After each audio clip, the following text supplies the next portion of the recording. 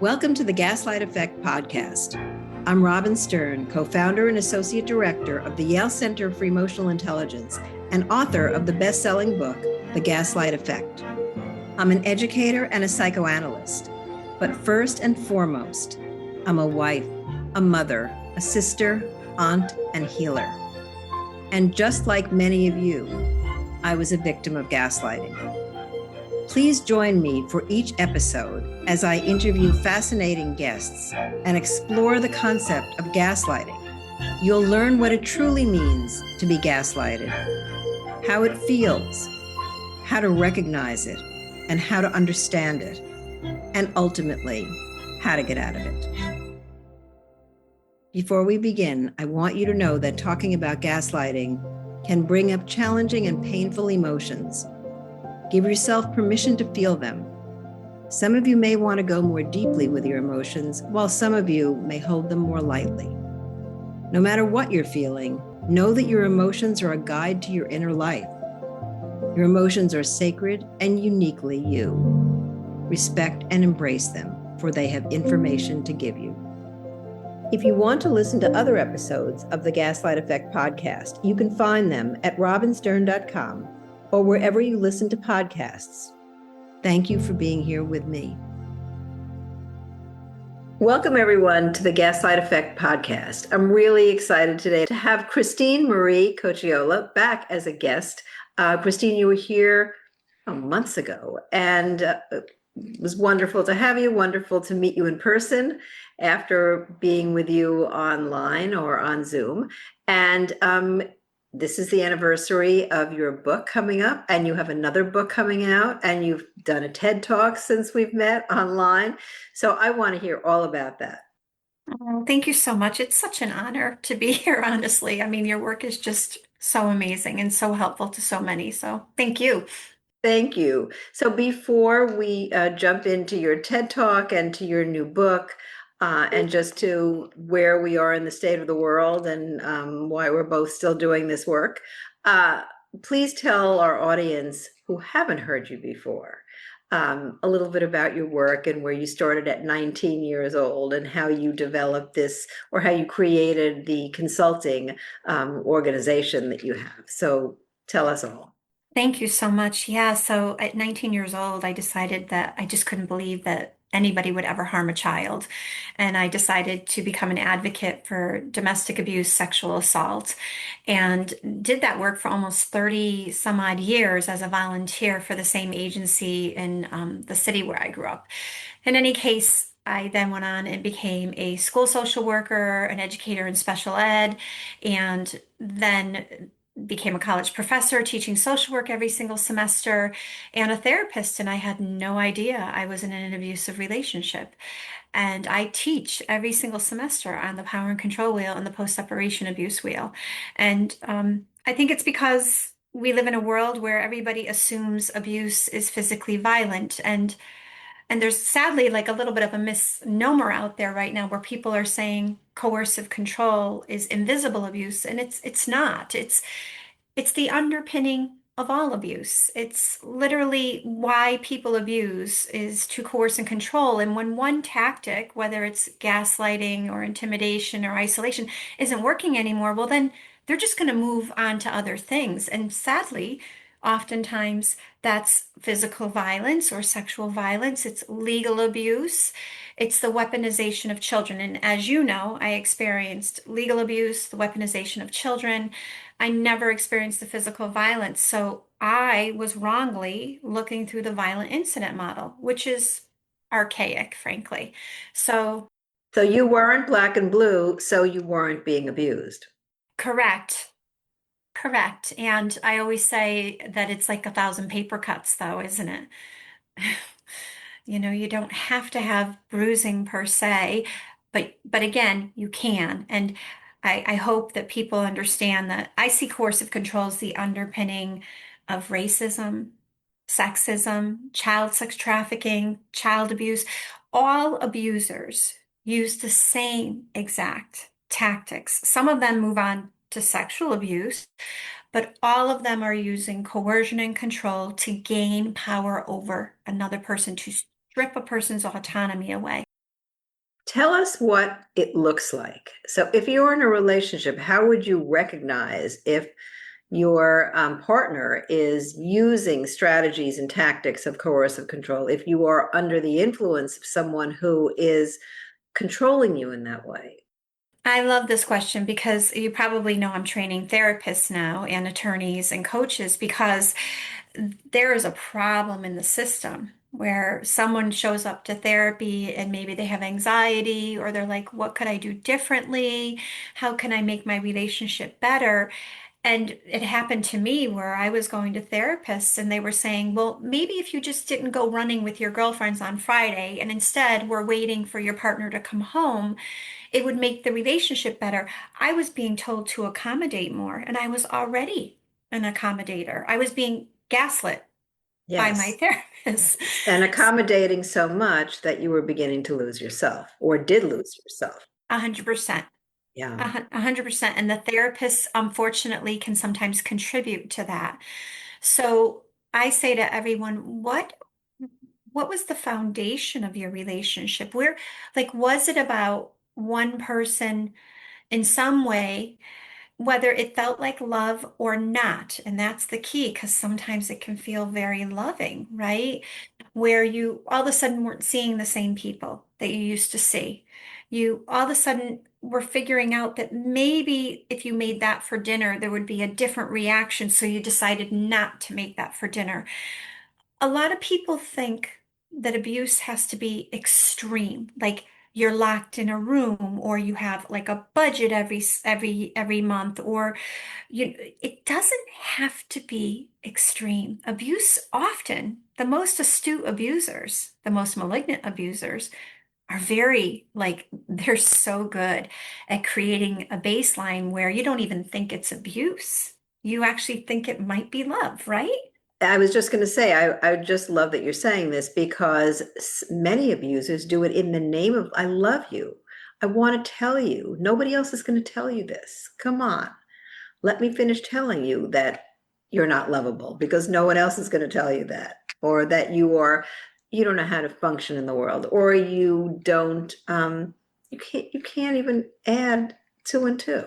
No, you can't. And I often use the example of, when I coercive control, what we know about it is that it's been going on all along. You just didn't know it was going on, Yes. right? Yes. And then all of a sudden you do. And the moment that you decide to disengage from that relationship is when oftentimes, virtually every time, the abuse intensifies Yes. because the abuser, having lost control, is going to tighten their grip.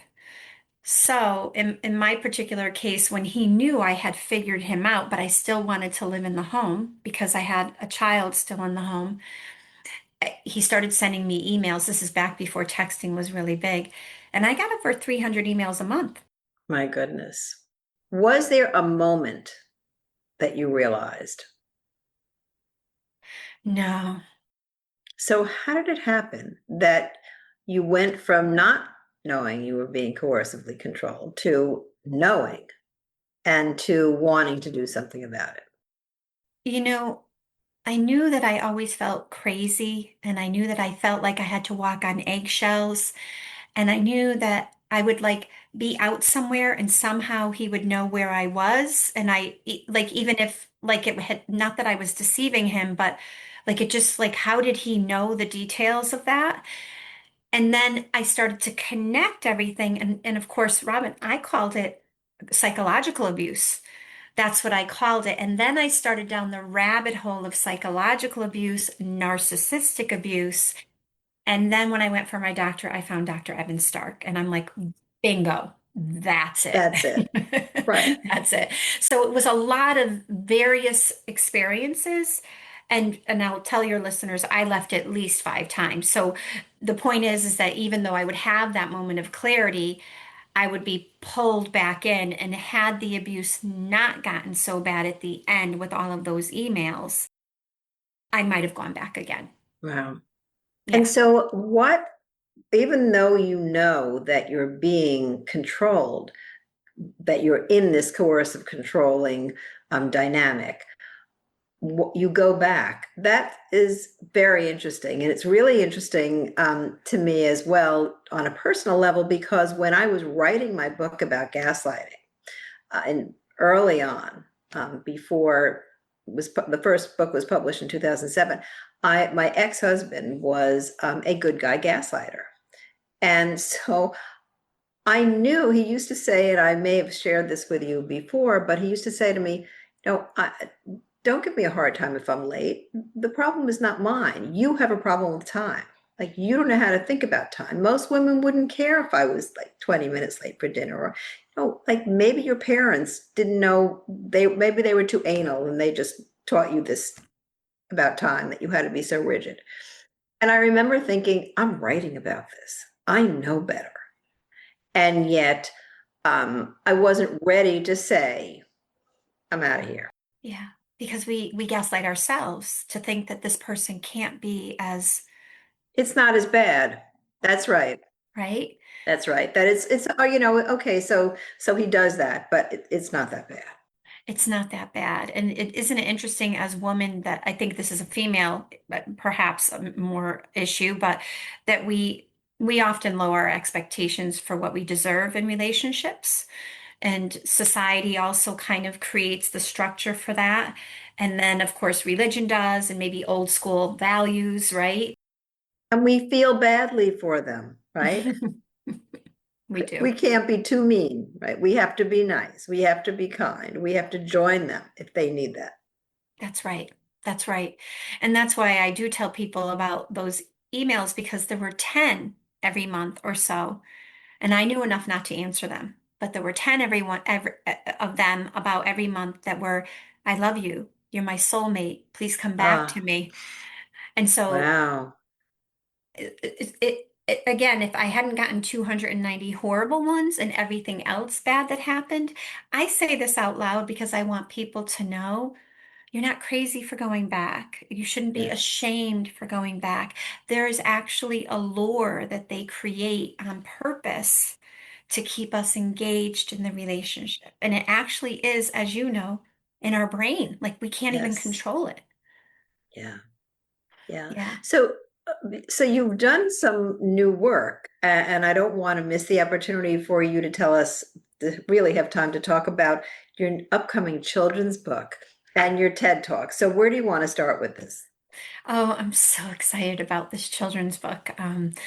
It's not a what it is a clinically based book. It's a short story about a little boy and a little girl who don't want to go to the abuser's home.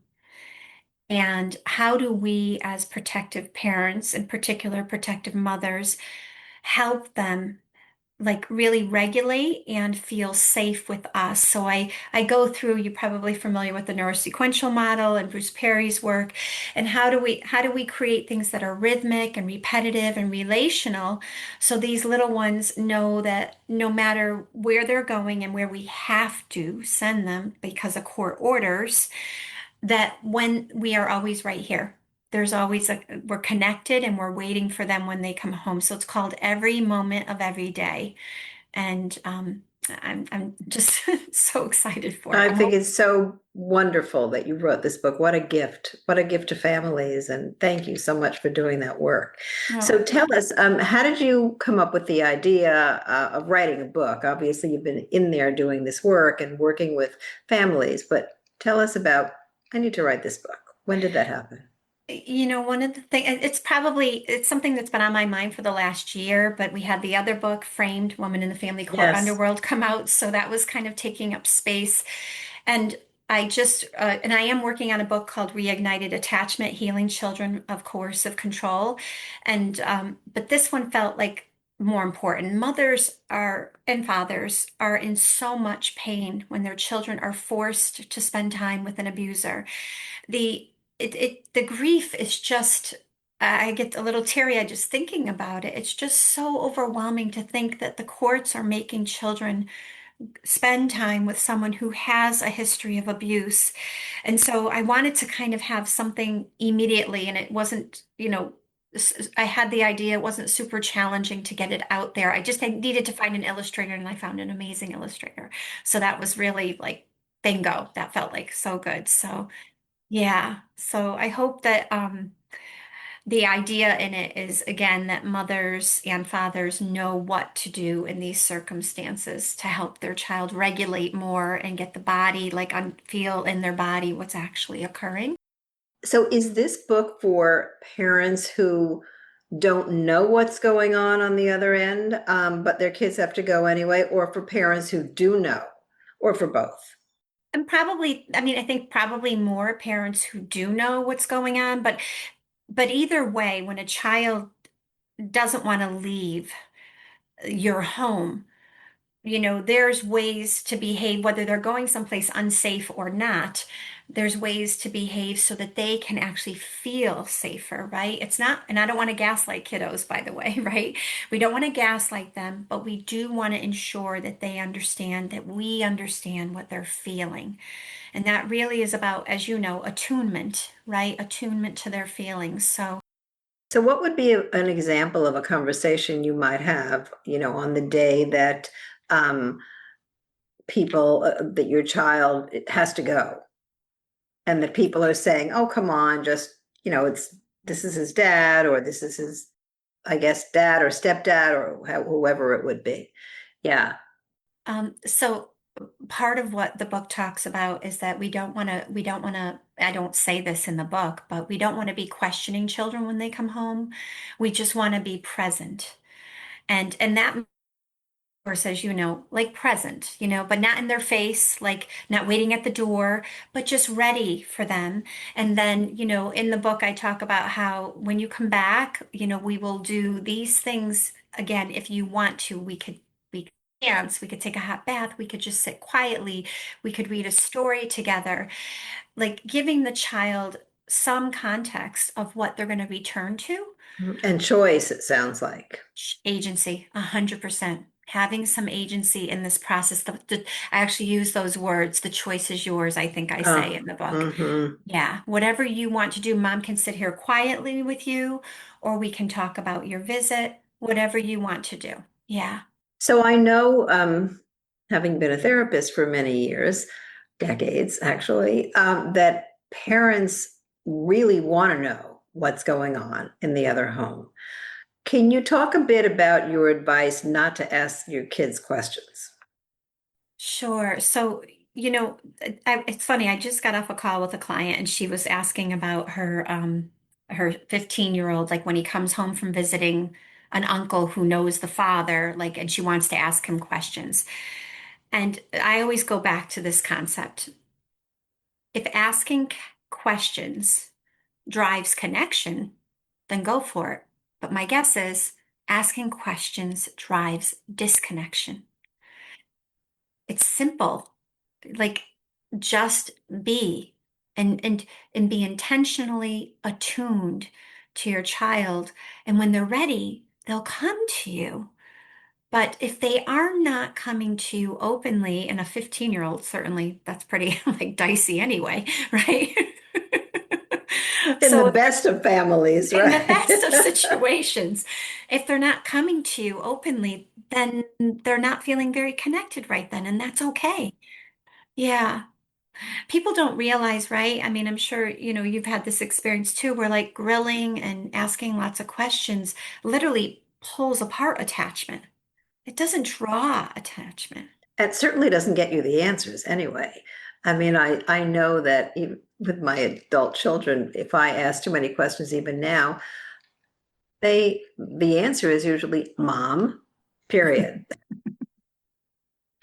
Oh yeah. Oh yeah. Or the texting is just silence, Right, no response. Yeah. right. So, yeah. So yeah, I'm excited and I'm hopeful that it will give people some of the tools they need in these situations. So Uh, Such a gift. People need tools. So tell us what you think since the last time you were here, you are noticing or you would like to tell people that maybe we didn't get to last time.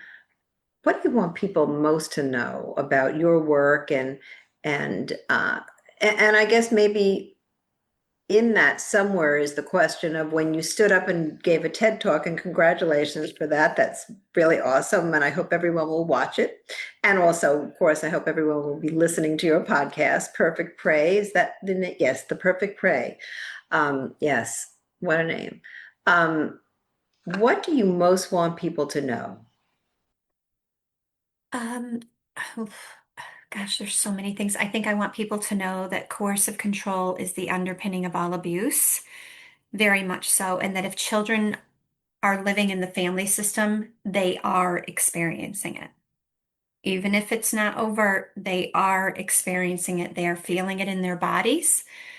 There is an understanding about how to regulate behavior. I don't care how aligned they are with that abuser or not. I think a lot of people think, oh, my kid's indoctrinated and they hate me. No, your kid is aligning for safety reasons. They are petrified. They may not show that fear overtly, and none of their behaviors are personal. It's a recording of a false narrative. So let's like take a step back here. And I'm not, and I can say this because I experienced it. I'm not trying to be aloof about it. But if you could take the 10,000-foot perspective and really see that your children, every time they go to that abusive person's house, are hearing something or there's some mention in some way to diminish you. And so then, of course, they're coming home with that information in some way, whether they're disassociating, not even mentioning it to you, whether they're fighting with you and they're projecting it entirely onto you, whatever it is, they're experiencing really significant, frankly, child abuse, but nobody talks about it. Yes. And what a position for a child to be in, because if you, as a child, you don't think your mom is going to lie, you don't think your dad is going to lie. So if one of them is lying, then what do you do with that information if you can't take it in? It's more like a jockeying back and forth. My mother wouldn't lie to me, my father wouldn't lie to me. So who's right? So what do I believe? That's right. And I talk about this in the TEDx, and it's doing phenomenal. I think I have over 600K views at this point. So, very short period Yes. of time, it's impacting. It's like a cult. It's like a cult. These children are groomed throughout. I mean, I think abusers always start before we even know they're starting, diminishing in some way the relationship, the attachment. As you know, I call it a malicious fracturing of secure attachment. Their goal is to weaponize the children because that's the thing that matters more to a protective parent. And so it is like a cult. And knowing that your child, if your child was 18 and in a cult, you would be behaving very differently with them. They're 12, 10, 15 in a cult. How do we treat them? It's really about seeing what they're experiencing through the coercive control lens that actually can help them heal. But we have to get there, as you know. I mean, we could talk about radical acceptance. You have to get there and actually understand that this other parent, I call them a predatory parent. I in the TEDx I talk about them that these are the same exact grooming tactics as child predators. This is a really a person who does have intent to harm. Yes. Yes. And it may even be because I certainly have said that to people, and I get pushback at times. No, they just really they just don't know what else to do, or they didn't learn good skills, or but there is a motivation to diminish or to hurt in order for you to feel stabilized in your position, because you can't feel as the abuser, as the predator. You can't feel stabilized unless those other things are happening too. 100%. That's how I feel good, right? That's how I feel like I can actually like deal with life circumstances, right? And then the child, what you said earlier was so poignant because then the child actually has a choice here. I don't want to believe either parent's a liar or a manipulator, but the reality is one person has more power. And I have to align in some ways or acquiesce, maybe not even align, but acquiesce to the more powerful person because I've seen what that person does when they're not pleased, when someone does go against them. I'm scared. Right. And even if the fear is just that they withdraw their love, 100%. then not going to go against them. No. But then talk about the craziness that when these cases go to court, the court is somehow supporting the coercive control continuing. Like, please tell us, why is this happening?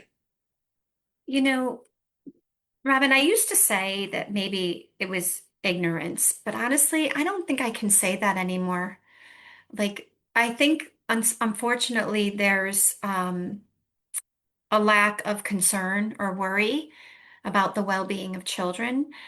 And I know this isn't every judge. I just returned from actually an educational seminar with 400 judges, and I know it's not every judge, but I think there's, first of all of their trainings historically are through the violent incident model. So unless someone suffered physical violence, they're not an abuse victim. And we have 41 states in our country right now that still do not codify coercive control with domestic abuse, right? And so is it simply a definition? So you don't get the protection because the definition doesn't fit? No. I wish it were that easy because then we'd see the 9 states that have the law actually supporting victims and survivors. Judges cannot be bothered. They call all of these cases high conflict. There is we call it the divorce industrial complex because there is like the judge, if you can't agree on custody, then the judge is going to suggest a guardian ad litem and a custody evaluator, and they always come up with basically 50-50, even if there has been physical violence. So as long as the abuse occurred here, 6 months, then it's not actually relevant anymore because Robin, these people can heal. They get better with therapy, don't they? Being a little snarky.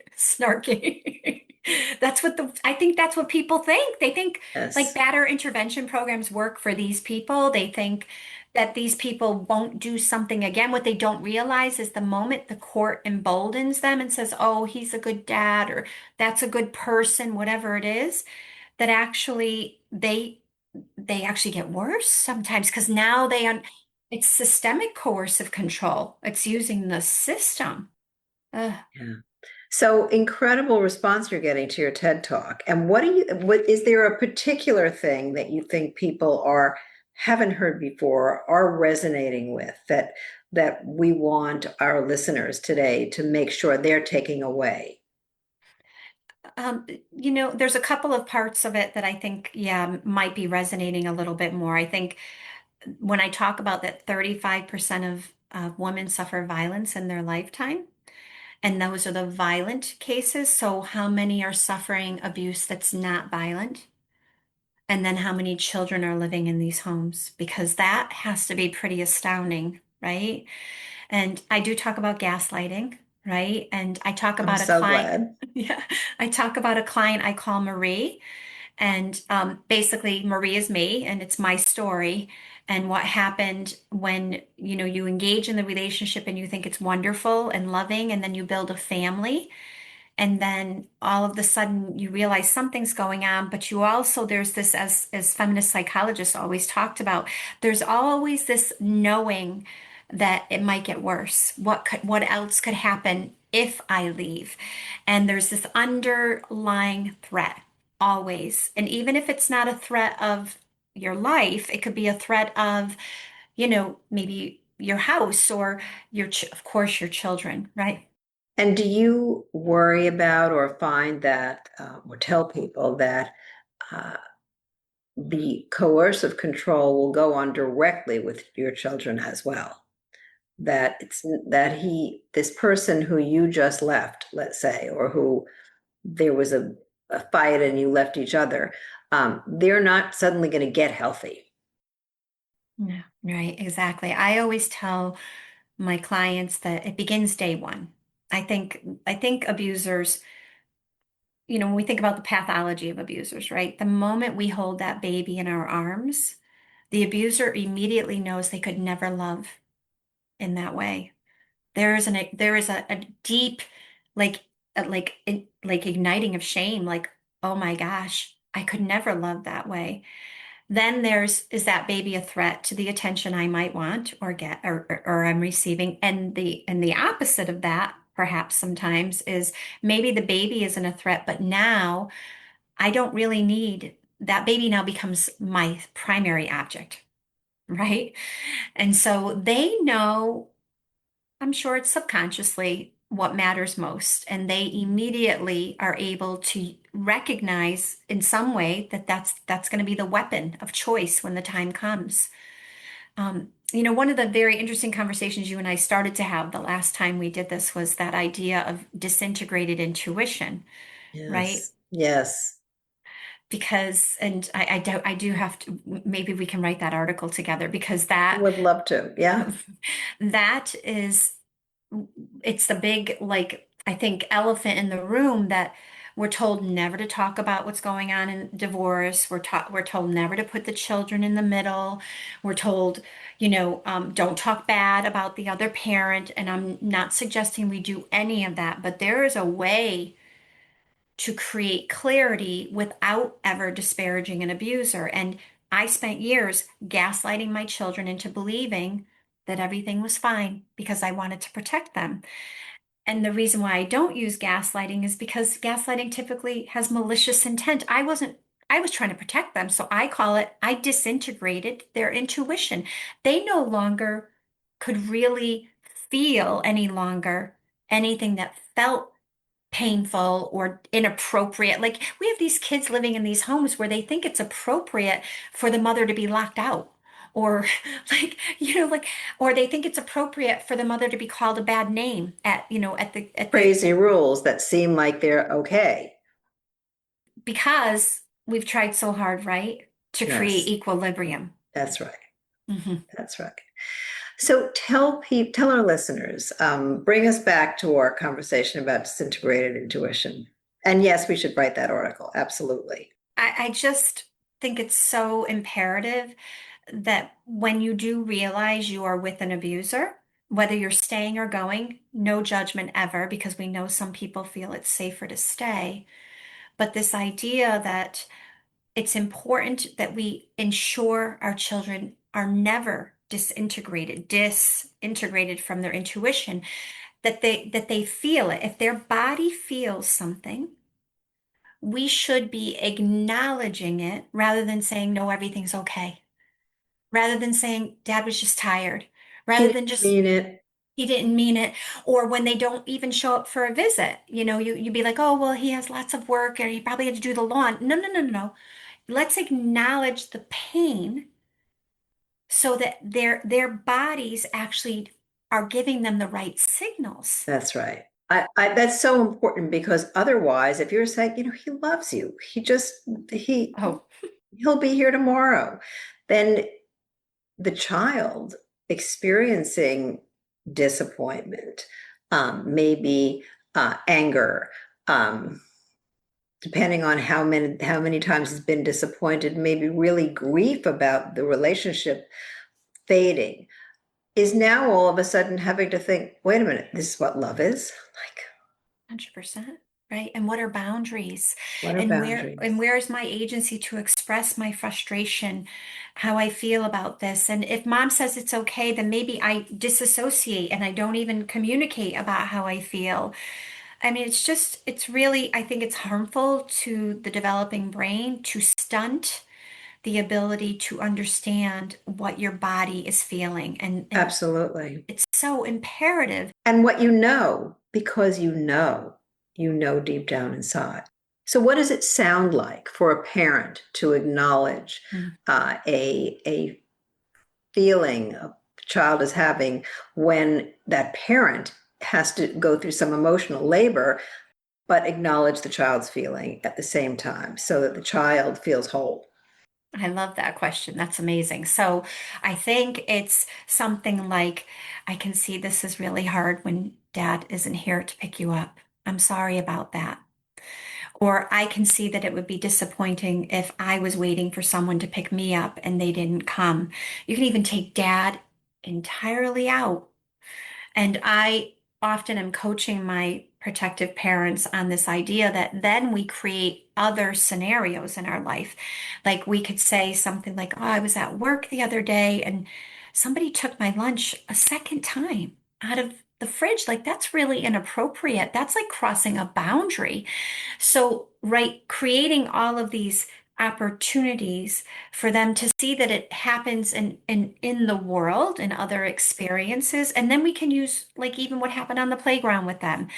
But, when dad calls mom a bad name and mom is trying hard in the kitchen to figure it out, later on, she or the next day, and again, being attuned to our children's ability to hear something, dip your toes in, then dip right back out if it's not a good time. But say something like, I really think it's inappropriate for anyone to call anyone a bad name.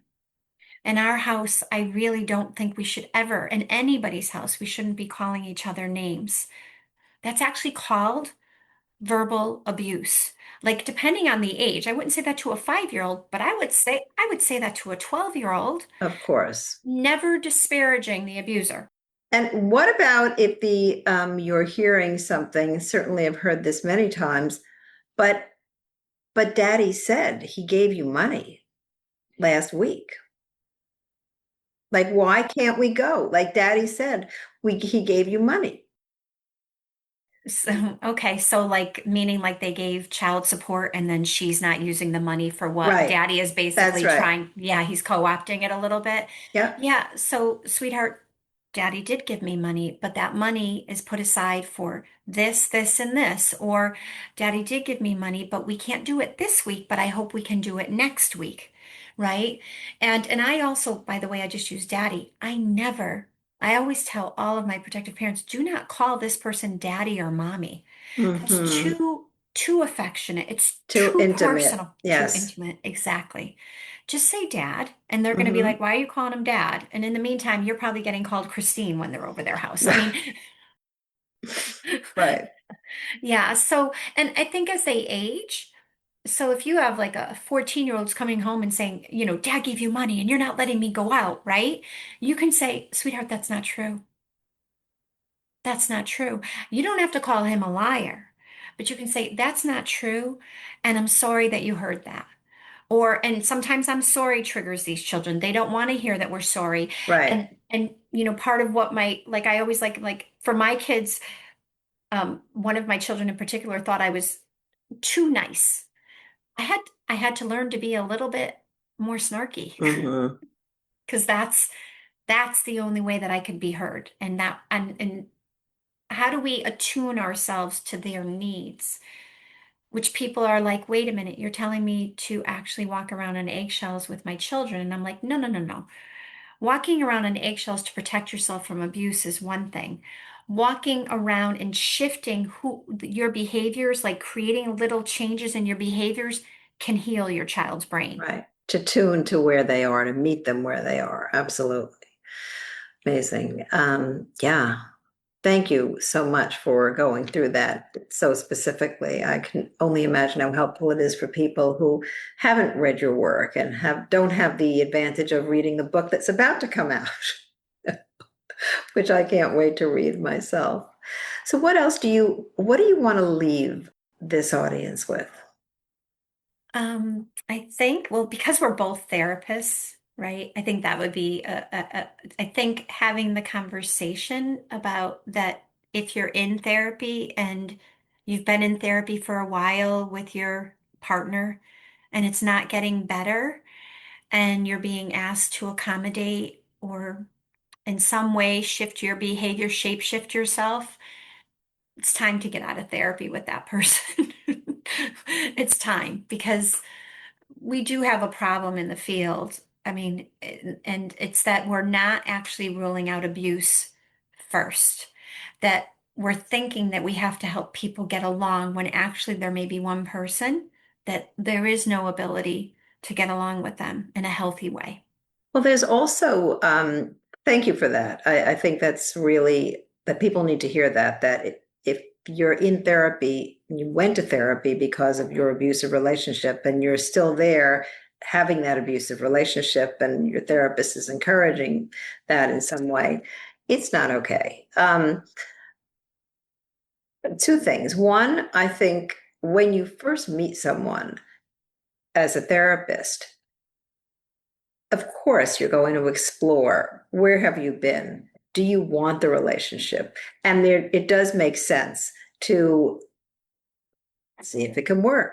Maybe there are people, certainly I know there are people who gaslight inadvertently. And when you bring it to them, they say, you know what, I can't believe I did that. Like, that's really terrible. But that's not the majority of people who are doing that kind of abuse. And so being mindful that your reality needs to be respected and your safety is primary. And so if things are not getting better and you're still feeling destabilized, confused, unsafe, you need to do something. Right, right. And that some people go to therapy not even knowing they're in an abusive relationship, right? They go with intense anxiety and overwhelm, and my husband or my partner thinks that I need help because I've been so dysregulated lately. And that dysregulation, of course, could very much be a trauma response, right? Exactly. The other point that I was going to make, thank you for that beautiful segue, is that there is this belief that some people hold that abuse is subjective. So, if I, and one of my favorite stories, favorite in quotes, because it is really remarkable that this happens to people, and yet it does, like other horrible kinds of instances or examples of abuse. But I worked with a couple where when the woman got home from work, her husband would regularly look at his watch, and if she were later than they agreed, he would tell her that he felt abused and that he would feel justified then in slapping her, throwing her up against a wall, or icing her out for the evening. And she came in to my office saying to me, well, I don't know, like, who's abusing who?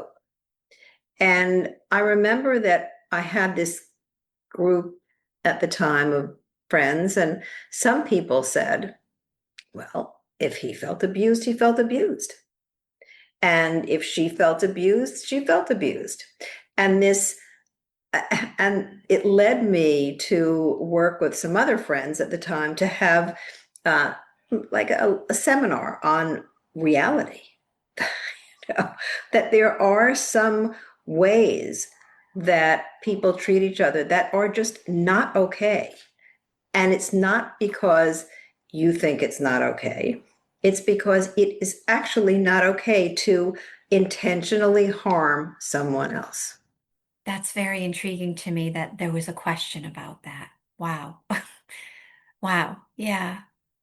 Um, I mean, isn't it true too that our clients come to us in this space of subjugation anyway? Yes. And then and then to have that feeling when you leave your session, that doesn't feel like that doesn't feel very helpful. I'll be kind here. I do get a little bit riled up about this. So yeah. Wow. That's Yeah. quite incredible that that happens. Yes. So thank you so much for taking care of our families in the way you do, and for bringing coercive control, for elevating it, for bringing it to light, for doing a TED Talk, writing another book, continuing to do this incredible work, training therapists. Really, Christine, you're giving us so much. And I guess before we end, I want to know what else is on your horizon besides the new book, besides the continuing work, or is it just more of the same, deepening your work? Tell us. I've been working on this reignited attachment book for several years, and because of the need to really get framed out, and then I figured, let me just get this children's book out. So I feel like once that book is out, I'm gonna feel and I do have a large community now I've created online where people can come for like a really low fee for group therapy. So I'm trying to provide access to services. And so for me, I think as soon as this other book is done, I'm going to be in a place where I just keep of course I want to be invited to talk to judges. That was and do that work. I've done it before, and it was really wonderful to do that last Thursday and talk to attorneys. And I think we do need to I think we need to infiltrate the system with Yes. real with this information and with good people who have ethics, who are willing to really look at the best interests of children. So that's my hope.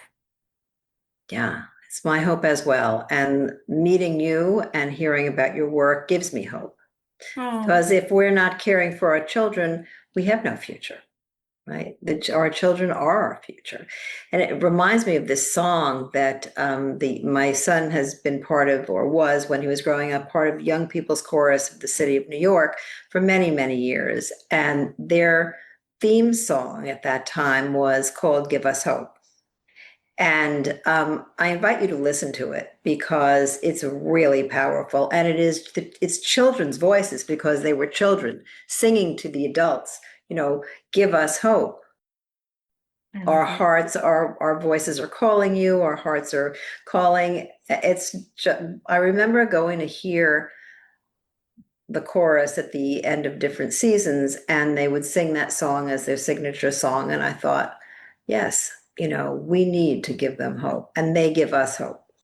Absolutely. That's so powerful. I can find that somewhere online, I'm If guessing. if you Google "Give Us Hope" Young People's Chorus, you'll know exactly what I mean. It's Well, awesome. I It's can't wait to awesome. listen. I can't wait to listen. Yes. So where can people find you? Coercive Control Consulting, and of course on Instagram, Coercive Control, Dr. Cocchiola. So yeah, I'd love to help anybody who's suffering in this way. So, and I need to have you on my podcast. I'd love to come. We have Absolutely. we have I'd to love talk to do about that. perfect prey. So, Yes. Oh my goodness. Yes. Well, great. So we'll be in touch. We have some writing to do together. And I just had another idea as you were talking about judges and lawyers. And so I'll be in touch with you. And I look forward to seeing you in person. And thank you again. Thank you for being here. Thank you for the work you do. Such an honor. seriously, it's such an honor to be with you. So thank you so much. I feel the same. Thank you, everyone, for listening to this podcast. And I know it's been very meaningful and important hour for all of you. Thanks again. Thanks for joining me for today's episode. I hope you found it helpful and meaningful. If you want to listen to other episodes of the Gaslight Effect Podcast, you can find them at robinstern.com or wherever you listen to podcasts. And please leave a rating and a review. I also invite you to follow me on Facebook, LinkedIn, Instagram, and Twitter. This podcast is produced by Mel Yellen, Mike Lenz, and me. All of my work is supported by Susan Pettit, Marcus Estevez, and Imaginarium. Also by Sally McCartan and Jackie Daniels. I'm so grateful to have many people supporting me, and especially grateful for all of you, my listeners.